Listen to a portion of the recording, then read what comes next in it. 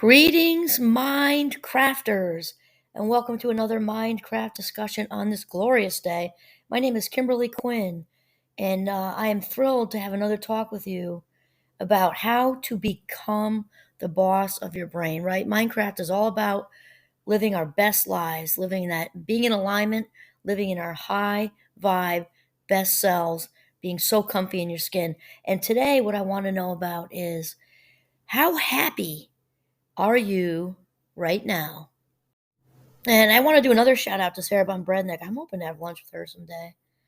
For real. I got a whole list of people in my friend circle who don't know they're my friends, who I really want to have a chance to just like listen to and chat with for a solid couple of hours over hot tea or maybe a good burger or something. And one of them, one of my favorites, top of the list, right next to Oprah and with up there with Wayne Dyer.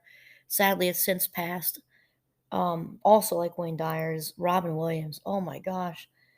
I give up a molar to have lunch with him. Just absolutely. So, anyway, so Sarah Von Brednick is the author of the book Simple Abundance, and it's a day book, and it's just so much fun. It's actually fun and positively affirming, good fun quotes. I'm a big fan of quotes. I have a friend of mine, one of my best friends from St. Mike's, would just sort of randomly quote things and not in an obnoxious way, like a know-it-all kind of way. She's not like that at all. Very, very bright, but not like that at all. It would be totally pertain to whatever we're doing. We could be walking in the woods or whatever. We could be in the middle of Urbania and New York or Boston or whatever. It could come out there too, and she'll come out with a quote because she just whatever she was looking at made her think of it. James Joyce or whoever, and it was just so fitting and fun. Quotes are so fun, like one-liners that just give you this aha moment. So anyway, there's me being happy right now, right? So Sarah starts off with a quote from Joanna Field, and she says, "Perhaps if one really knew when one was happy, one would know the things that were necessary for one's life." Amen, sister. The first big question, actually, I'm working on a project right now, a really fun project, well-being oriented, obviously. Maybe that's not obvious, but well-being project. And one of the buzz phrases is one-line survey, doing like one-line survey. And that's kind of like what this is right now. So the big one-line survey is asking yourself, how happy are you right now? Like really be honest, maybe get quiet, definitely unplug the drug, get rid of the crack, meaning the phone, put it away, and mine's been digging away too. I just figured out actually how to turn the volume up for the ringer, so that's kind of interesting. But anyway, how happy are you right now? I have to say that I also think it's possible. Well, I know it's possible to get off track and get out of alignment and to not even know what makes us happy anymore. And I know this can be a very common thing for young mothers, actually. And as much as they And it's we're not saying miserable because wow, I mean, I loved. I'm thinking of myself. Young motherhood was just, I was had the luxury because that's what it is these days. The luxury to be able to be home with all five kids and everything was fantastic. And that said, because that's the nature of how things are, it's very easy to know what makes everybody else happy and kind of learn to become everybody's everything all the time. And for me, that filled me up. It quite honestly filled me up being home with the kids.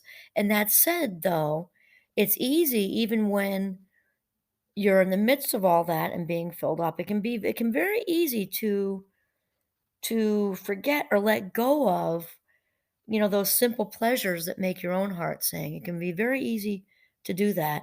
Different example would just be out in the world, um,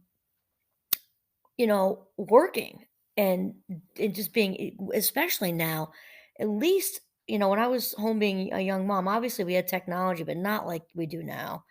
And it wasn't, I remember when I got a Blackberry, I was like the biggest thing, in the house. Maybe it wasn't the biggest thing anywhere, but I felt all trendy and cool. And like the Blackberry's is decades outdated at this point. Now, cell phones are everywhere. They're ding blinging, blinging, blinging all the time. And it's easy to get lost in that stuff. And And out in the world, it's easy to be checking that cell phone every 2 seconds, and, the media saturation, I mean, we're in this age of information where knowledge is just I'm a big fan of knowledge, obviously. I mean, I just love learning. I love educating. I love everything about knowledge and talking about knowledge and sharing knowledge and the wisdom that can accompany knowledge. And yeah, but the thing is, it can also be all of the way our society is right now, fast paced, like gerbils on crack. It can be super easy to get lost in it and lose track of what it means to authentically be happy. And so that really does lead us right down the road to simple pleasures. And I have a story. It's interesting because I didn't really plan this episode, but these tend to just come straight from the vault. They just come to me, and then I just get all inspired all the way through. And we had a birthday party for my best friend from St. Mike's, a college roommate.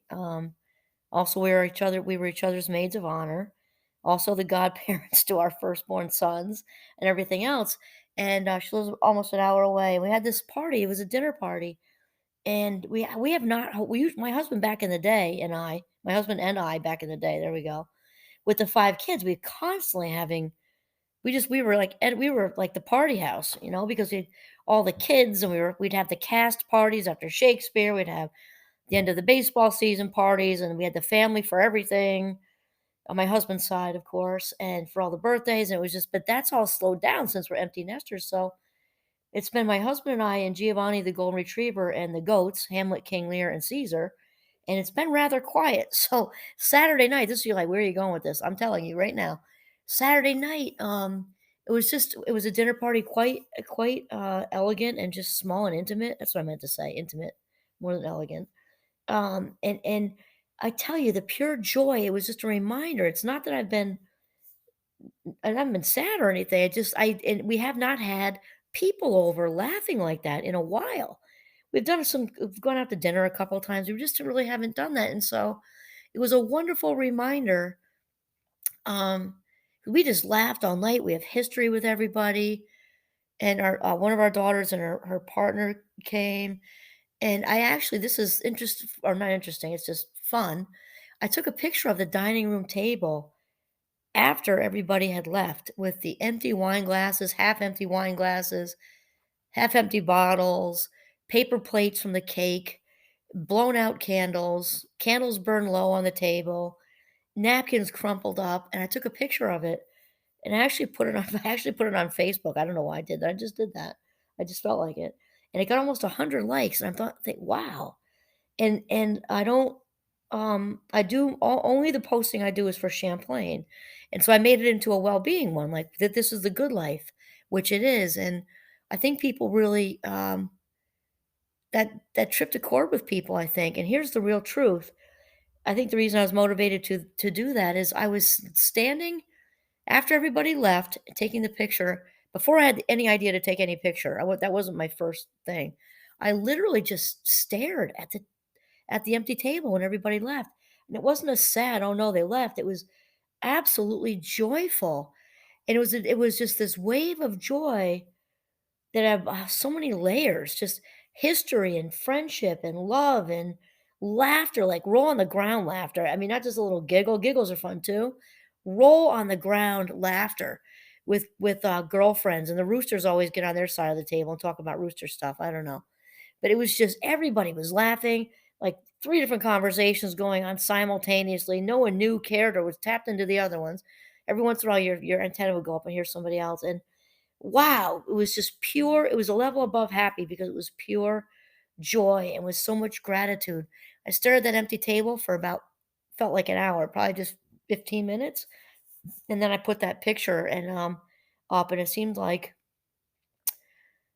it was just all about the good life and roll on the ground laughter and everything. And wow, it must have resonated with folks because it was well received. And I stayed on a high from that night for a good couple of days. I mean, just this. It's like in the chest area. I don't know how to describe it. Just this feathery lightness, and it was just so pleasurable. And also, how I would describe that as a breath of fresh air because it has been different being an empty nester, and we haven't really done with my husband and I are both very extroverted, very outgoing, very social. And I don't think it occurred to either one of us.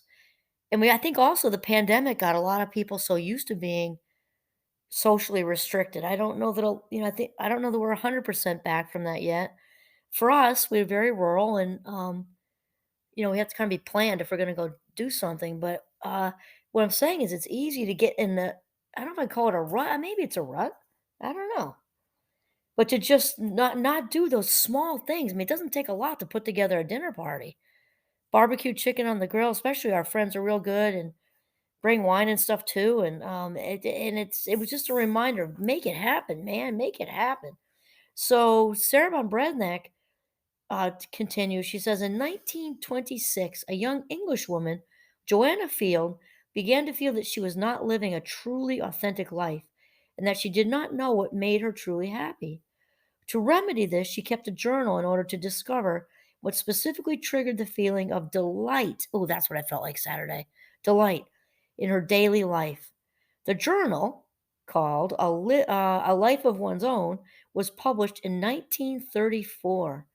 It was written, she confided, in the spirit of a detective who searches through the minutiae of the mundane in hopes of finding clues for what was missing in her life. I love that, the minutiae of the mundane. That was poetic. I think what we're talking about here is ruts. Because we can have all kinds of ruts. We can have cooking ruts and clothing ruts and music ruts and social ruts where we just don't. I mean, look what happened with the pandemic. Clutter also happens also from the same thing. Clutter and ruts happen from delayed decision making.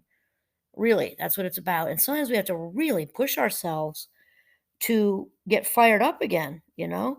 And as far as I'm thinking of cooking ruts, I mean, isn't it easy to make the same old thing when you come home from work because you're tired, especially during the winter months? I think the summer we have a little more kick in our step, right? And in the fall. You're tired to make the same old chicken dish. There's nothing wrong with that chicken dish. It's just but it's the same, same, same. And then we eat it for lunch the next day. Same, same, same. Clothing ruts, we often, pull that whatever's on the top of the dresser drawers like a uniform, right? Maybe we have three different things that we wear all week. Most 5, the 5 day and, I mean, we're all guilty of it, I think, until we shake it up and get a new outfit and really push it another step and get a new style, not just a new outfit of what's similar to what you've been doing for the last 2 decades. Shake it up. So the same thing, socially and with people doesn't mean maybe shake it up and get all new people. We're not saying that, but it would be fun to have like a themed dinner party, do something fun out on the deck with different recipes. I know in the summer, like everybody else, we're so excited to do the grill because after the winter and that first burger tastes like heaven on this earth.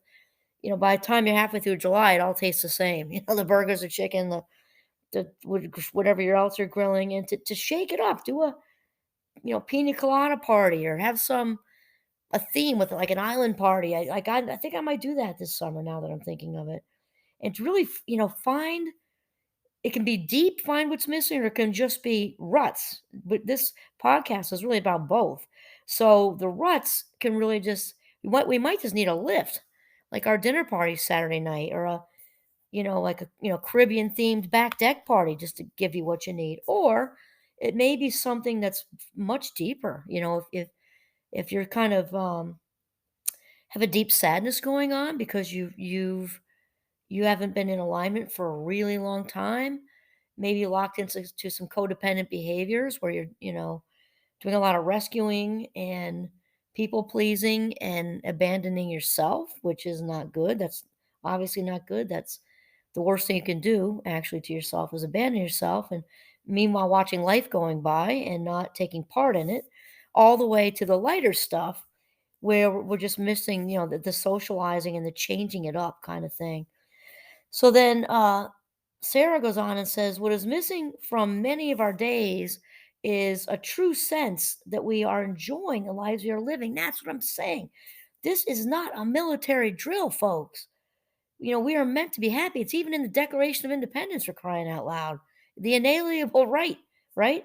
It is difficult to experience moments of happiness if we are not aware of what it is we genuinely love. If we are not aware of what it is we genuinely love. And the sad thing is, the longer we go without that, it's kind of like being in the deep end of the ocean. You lose track of your bearings and what does make you happy. So we must learn to savor small, authentic moments that bring us contentment. I love the word savor. The word savor is mindfulness amped up with a rather large splash of gratitude. I really love that word. Um, we must learn to savor small, authentic moments that bring us contentment. Experiment with a new cookie recipe. See, I didn't even get that far. I was saying the same thing. Take the time to slowly arrange a bouquet of flowers. Oh, that's another simple pleasure I love. Take the time to slowly arrange a bouquet of flowers in order to appreciate their colors, fragrance, and beauty. Oh my gosh. Okay, so I love also wildflower season in Vermont. Not only are they gorgeous, but they're free. So if you love to have flowers in your house a lot, the late summer here is just beautiful. And another fun one, I think I mentioned this. I don't remember if I did or not. I mentioned it somewhere, but for my Defense Against the Dark Arts Club, we just had a bonsai and cupcake celebration where we made bonsai trees, and that is a great way to shake it up. You can buy the kits on Amazon; they're like $35. If you just want the seeds, you can get them for like $8, and there's well, depending on which packet you get, there's like 4 to 8 different types. Just make sure you follow the instructions. They need heavy germinating, lots of hanging around in water like a wet paper towel. But anyway, really fun to start bonsai trees versus the same. I'm a huge fan of sunflowers, but try bonsai trees. It's so freaking cool. And then you like read about them, learn how to care for them. A lot of fun. And take your time with a cup of tea in the morning. I'm big on this. I've been doing this for a while. John Kabat-Zinn, I don't remember the circle what year, long time ago, when he said to just when you first wake up, where's the fire? Just take 60 seconds. If you can take 3 minutes or five, and this is great. We're not talking about falling back to sleep, but you just nestle into your mattress and just feel your back against the mattress. I do that and I look out the bay window at the same time, just hands by my side, and I just feel just the gratitude of the warmth under the covers and the depending on the season, of course, and just the whole thing. And while I'm looking out the window, and then just saying thank you before I get out of bed, it's just amazing. Then from there, the hot tea, and I just splurged on myself. Well, I guess it's not a splurge. I think it's the same cost, but I changed it up. Put it that way. My best friend from growing up got me double bergamot, because Earl Grey is my favorite, and I thought went straight to heaven. It's so good. So I hadn't had it in a while, and I bought myself a box, and it was delicious. If you're a coffee person, shake it up and get that Dunkin' Donuts latte if you live near that. We don't. Or get yourself a really sexy coffee machine and make yourself, something that's a little bit different from the same old same old. We're not talking about going out and spending a fortune. These simple pleasures, most of them, the high majority of them, are right under our noses, and we just overlook them because like the mundane is like a cloud, just a deep fog that sets in and just corrupts things. In fact, I think in one episode I talked about we have like a plant stand. I don't. That's another thing that's not expensive. It's a zigzaggy fun thing. It's almost as tall as I am. It's in front of one of the sliding doors, but it doesn't block the light because it doesn't take up much actual space. It's like shelves that are all kind of zigzaggy. So it doesn't block the light, and I have plants on there. And we started I've got, taking off the dead stuff and making it look beautiful. I've already decided um, this coming weekend, I'm going to get some new planters for some of the ones that are just in plasticky, stupid looking things because the plants themselves are beautiful. And it doesn't take much. I mean, they can be at yard sales. And I already decided that is going to be I might actually do it Mother's Day weekend because it'll make me super, super, super, super happy to just putter around making that shelf that costs like $70 or something. And we've had it for a couple years and it's just so pretty.